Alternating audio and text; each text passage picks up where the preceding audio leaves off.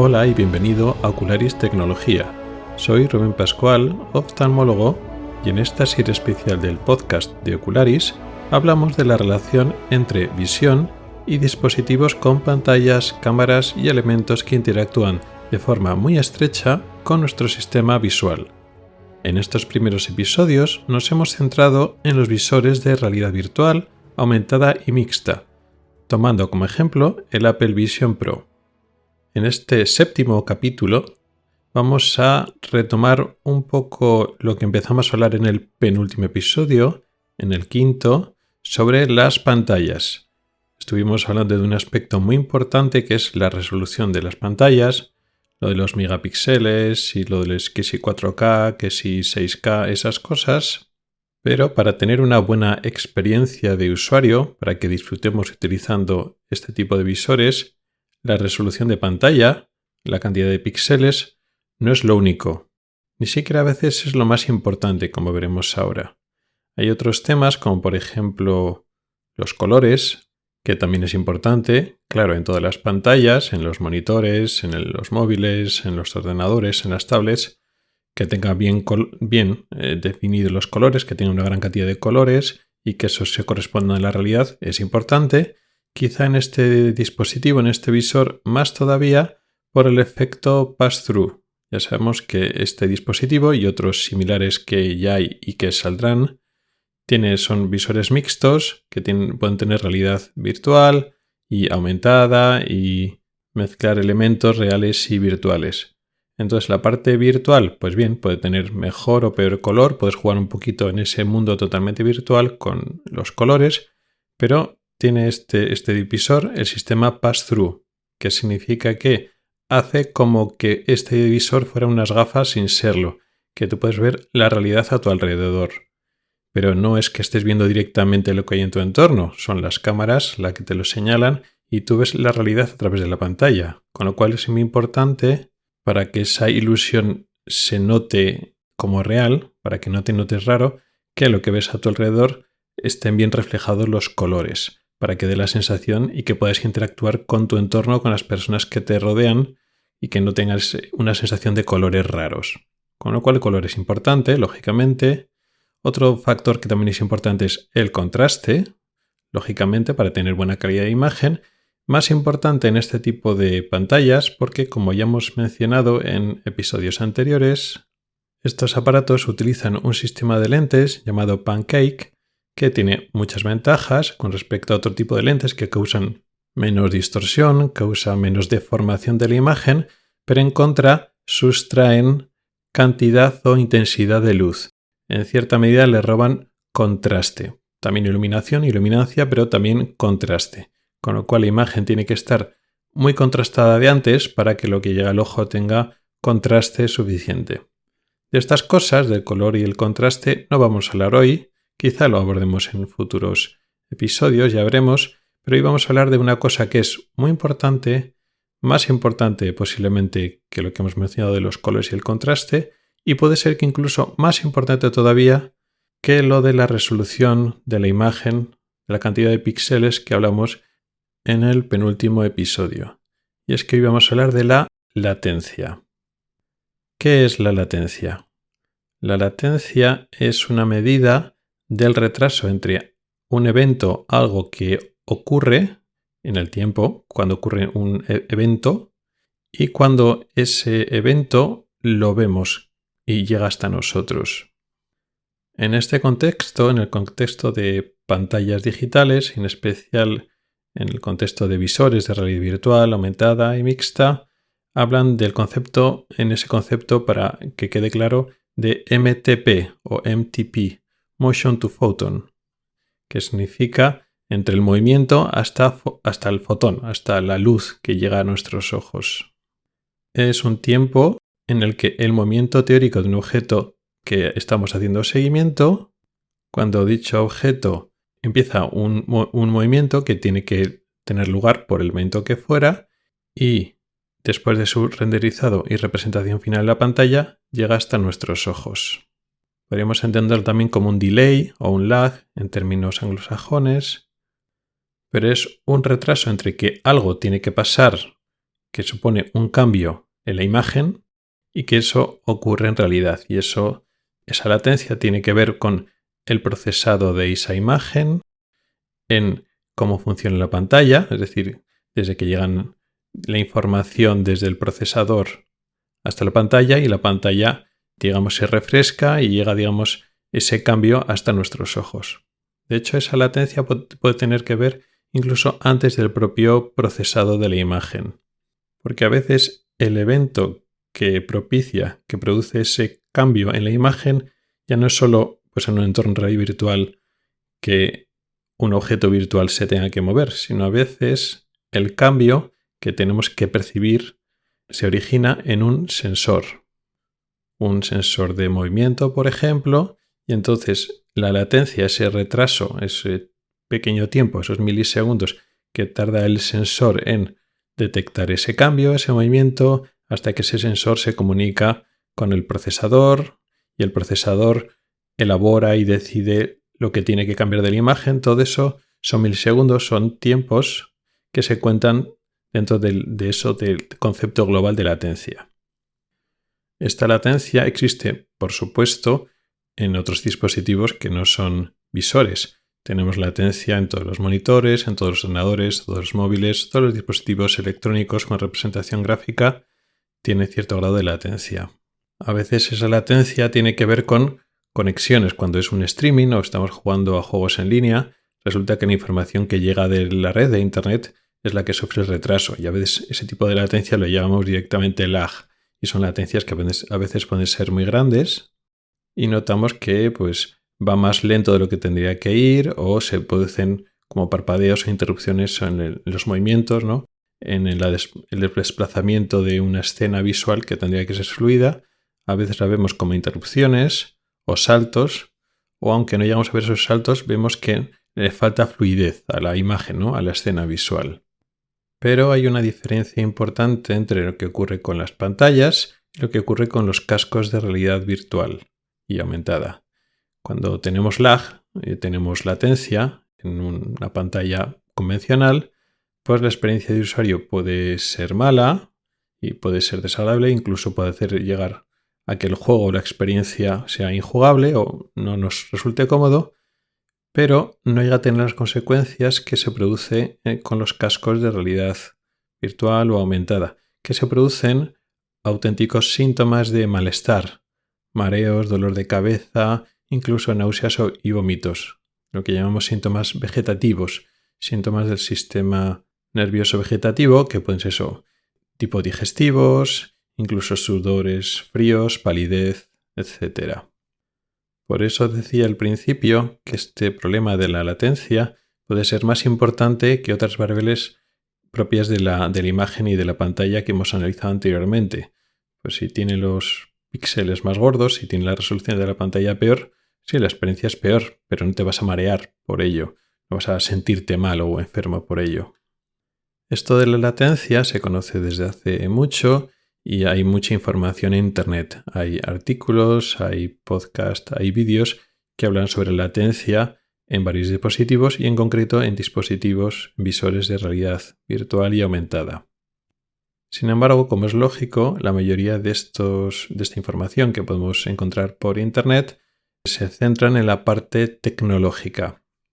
Sin embargo, hay poca información de la parte biológica. Se asume, esto ocurre pues porque sí.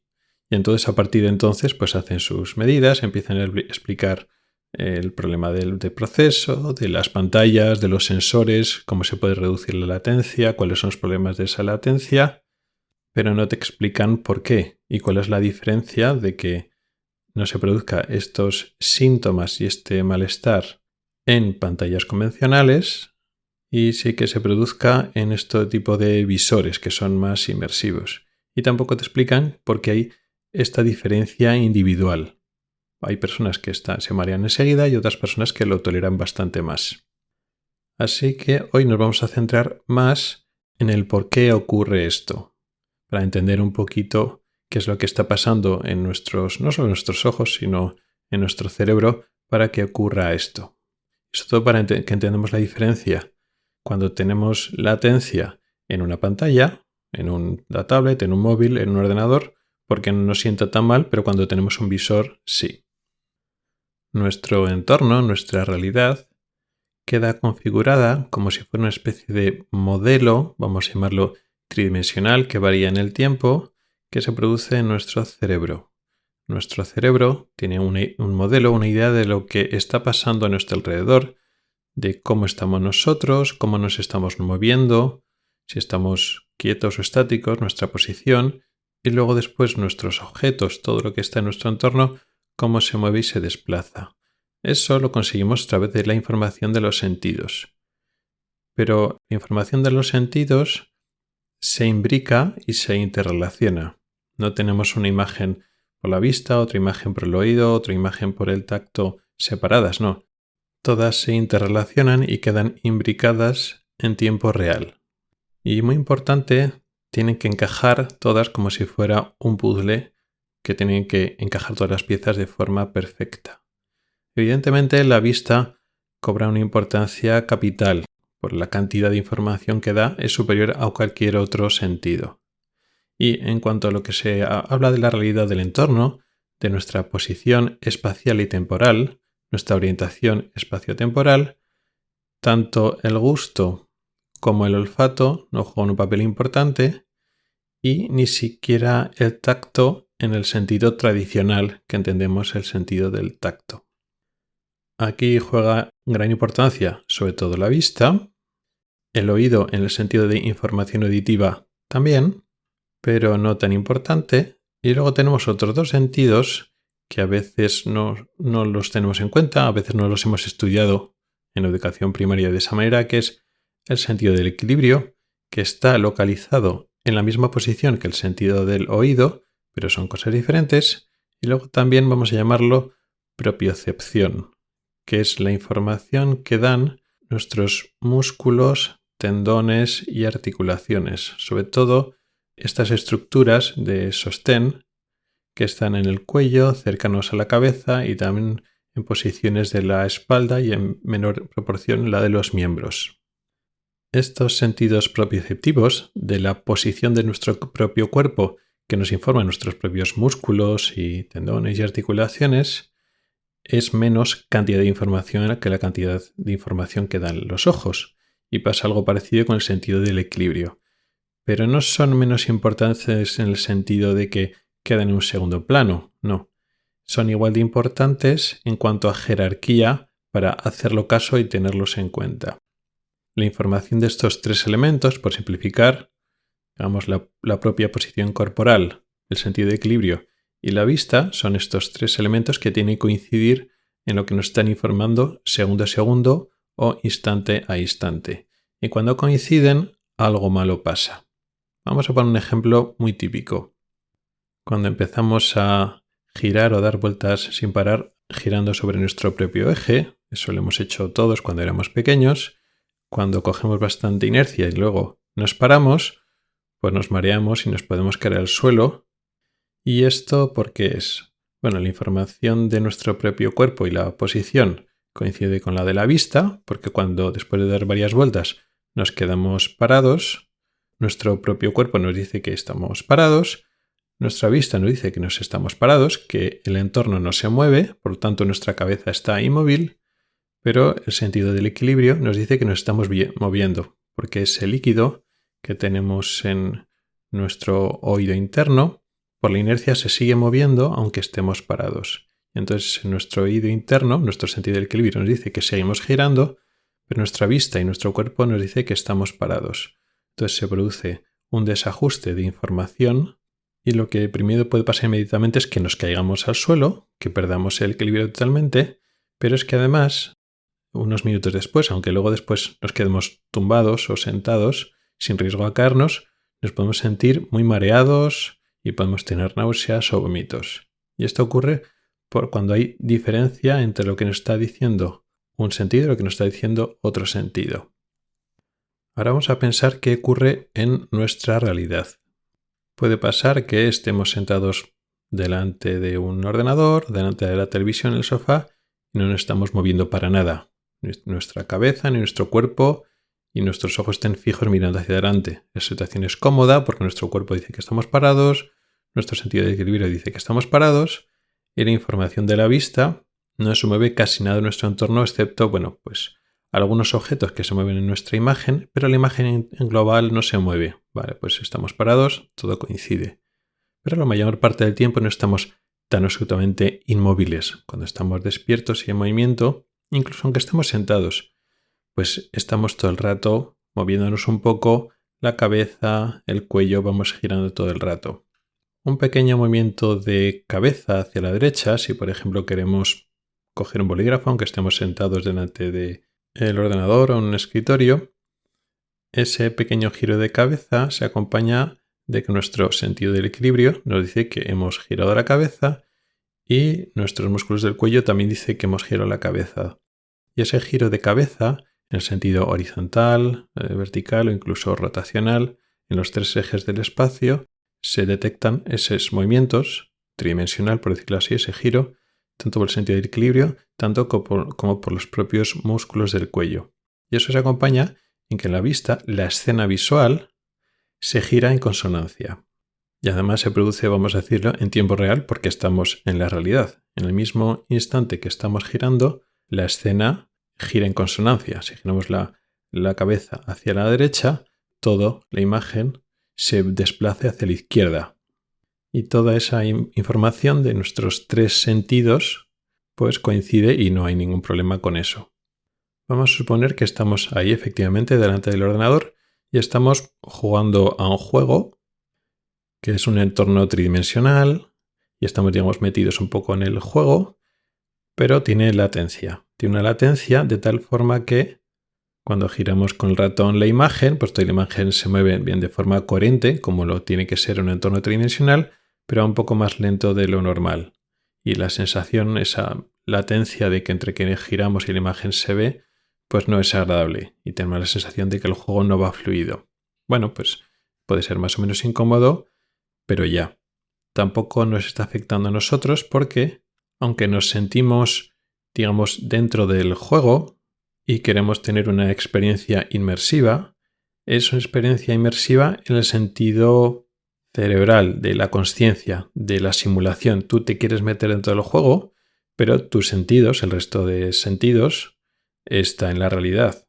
Tu cuello no se está, y tu cuerpo, tus hombros no se están moviendo mientras se está moviendo la imagen. Tu sentido del equilibrio no se está moviendo para nada. Y en la imagen, lo que tienes delante, sí, una parte de tu campo visual, la parte central, la que queda cubriendo la pantalla que tienes delante, sí, ahí hay una escena que se está moviendo. Pero la zona periférica del campo visual está estática. Con lo cual el campo visual periférico, la horizontal y los puntos de referencia que son inconscientes pero que recibe nuestro cerebro, coincide con la información que tenemos del equilibrio, de nuestros músculos, o sea que estamos estáticos y más o menos quietos. Es más, si a la vez que estamos jugando ese juego vamos haciendo pequeños movimientos y giros de cabeza, tampoco pasa nada, porque la parte periférica de nuestro campo visual está jugando y está, acoplada al resto de sentidos, que son los que están en la habitación y que tienen pequeños movimientos, y luego después la parte central de nuestro campo visual es nuestra zona de simulación. Entonces, la experiencia es parcialmente inmersiva, pero nuestro cerebro sabe que nuestro cuerpo está en otro lado. Claro, ¿cuál es la ambición de los dispositivos, de los visores de realidad virtual y aumentada?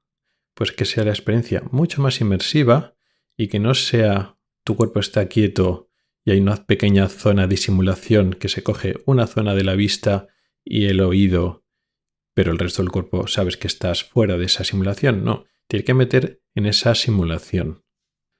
De tal forma que la información visual tiene que ser responsiva a lo que estás haciendo. Y sí que lo es, la idea es esa.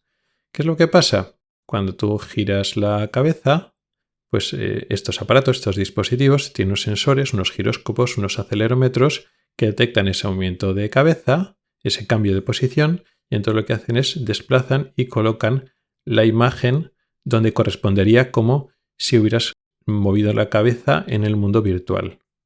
O en el caso de realidad aumentada o en este sistema pass-through donde el dispositivo te enseña con cámaras lo que hay a tu alrededor, pues lo mismo, las cámaras que hay en el exterior te tienen que representar lo que tienes delante pues a la misma velocidad. No tiene que haber mucha latencia en ese paso intermedio. Claro, de esa manera, si efectivamente todo esto es instantáneo, pues tú vas girando la cabeza, el cuello, vas cambiando de posición, que es lo que hacemos continuamente. Y si todo esto es instantáneo, efectivamente coincide la información del equilibrio, la información de tus músculos con la información de la vista, todo encaja. La ventaja de todo esto, cuando funciona, si funciona, es que es muchísimo más inmersivo que el jugar en una pantalla, en un ordenador, en una tablet, por muy inmersivo que queramos hacer la experiencia, aunque sea una pantalla, un monitor muy grande el que tengamos, aunque tengamos altavoces y un sistema de sonido muy buenos, al final tú te estás moviendo y ese movimiento que ocurre en la pantalla tú no lo sientes, no se corresponde con un movimiento de tu cuerpo, con lo cual nunca puede ser tan inmersivo como un visor. Pero ¿cuál es el problema? Que claro, para que esto funcione así, tiene que ser perfecto o las imperfecciones, los retrasos, las latencias no sean percibidos o no causen una distorsión como la que hemos hablado antes. ¿Qué es lo que pasa cuando giramos mucho y luego no coincide la información del equilibrio con la información de la vista? Que nos mareamos, nos ponemos malos, tenemos náuseas, vómitos, palidez, etc. ¿Qué es lo que pasa si no coinciden? Si esta latencia hace que se rompa, digamos, la ilusión. Cuando nosotros estamos girando la cabeza, automáticamente nosotros tenemos la sensación de que hemos girado la cabeza porque nuestro sentido del equilibrio y nuestros músculos del cuello nos da información instantánea. Pero la imagen, hasta que se desplaza y se coloca en lo que teníamos que ver cuando hemos girado la cabeza o hemos cambiado de posición, tarda unos instantes. Pues esos instantes rompen, digamos, la ilusión, la magia, por decirlo así. Pero no es como cuando estamos jugando con una pantalla y decimos, hay ese lag, hay esa latencia, esto no es fluido y no pasa nada. Porque cuando estás jugando a la pantalla, tú estás fuera del juego. Tu cuerpo no está metido en ese juego. Es una simulación consciente, pero tu cuerpo no está participando de ello. Sin embargo, con el visor sí. Con el visor pasa como cuando te mareas por el tema del equilibrio. El cuello te está diciendo una cosa, el equilibrio te dice una cosa, que es la verdad, y la imagen es la que está fallando. Y entonces es muy incómodo y te mareas. ¿A todo el mundo? No todo es igual. Hay personas que se adaptan sorprendentemente bien y otros que no se adaptan igual. Eso pasa un poco parecido con los mareos, lo que se llama el mareo cinético, con los vehículos, con los coches, con los autobuses. Hay personas que no se marean y otras personas que sí. De hecho, ese mareo viene de lo mismo, por eso los síntomas son tan parecidos. La sensación es que tu imagen, tu visión, estás mirando, pues, por ejemplo, en un autobús, no se está moviendo nada. Si miras por la ventana, sí, pero si no estás mirando por la ventana, la vista te dice que estás quieto, que no te estás desplazando, tu cuello tampoco, tu cuerpo tampoco se mueve, sin embargo, tu sentido de equilibrio te dice que estás girando y acelerando y bajando, con lo cual el equilibrio te dice que estás en movimiento y estás girando y tu vista te dice que no, y entonces te mareas. Entonces esa persona con predisposición al mareo tiene que estar mirando por la ventana, mirando por el cristal delante para notar que te estás moviendo, para percibir esos movimientos y esas curvas, lo percibes con la vista y coinciden con lo que está pasando en tu equilibrio, con lo que te está diciendo tu oído interno. Así evitas el mareo. Y si se te despista, si no estás mirando por el cristal, por la ventana, es cuando te mareas. Sin embargo, hay personas que eso lo pueden desconectar o ignorar. Tampoco saben mucho por qué, pero hay mucha variabilidad. Hay gente que puede estar hablando, riéndose, sin preocuparse en el autobús, que nunca se va a marear, y hay personas que sí que se marean. Pues pasa exactamente lo mismo con los visores de realidad virtual aumentada. Hay personas que no se marean y entonces disfrutan de esta experiencia, porque aunque haya esta latencia, pues no pasa nada. Pueden desconectar y esta disociación sensorial, esta disonancia, esto de que no coinciden los dos sentidos, el equilibrio y la vista, por ejemplo, pues no pasa nada y disfrutan de ello. Pero una mayoría de personas pues lo lleva mal. Ahora que hemos entendido la base biológica de por qué tenemos estos mareos y estos síntomas por la latencia, vamos un poco a dar unos números prácticos. ¿Cuál es la latencia mínima a partir de la cual ya nuestro cuerpo, nuestro cerebro, no percibe una diferencia entre lo que llega de nuestro sentido de equilibrio o de nuestra información de nuestros músculos, que es real, que es, digamos, a tiempo real, y el mínimo retraso o el máximo retraso posible que sería capaz de tolerar del retraso de la información visual?